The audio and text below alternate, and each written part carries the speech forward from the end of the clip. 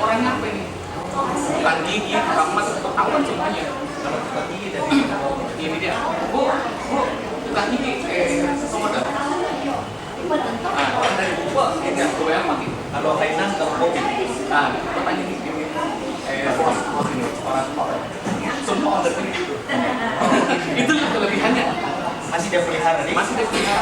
Masih memang makan order sendiri saya pegang. Maka inilah kelebihan dari Makassar ini.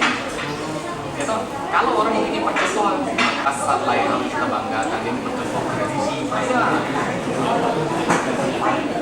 Jadi tidak foto semua bukan ahlinya. Nenek moyang kita sudah begitu. Masa mau intervensi juga susah. Jadi disinilah kelebihan yang harus kita anggap baik. Saya kemanapun saya bangga dengan orang Makassar. Saya lahir di Makassar. Di Makassar saya orang keempat yang menjadi bante. Saya orang keempat. Jadi di atas saya itu ada 3 orang. Setelah itu sekarang. saya nanti rencana membangun museum satu di Jalan Bambakuang, khusus museum peninggalan sejarah agama Buddha. Saya perlu meditasi. Nah itu. Ayo.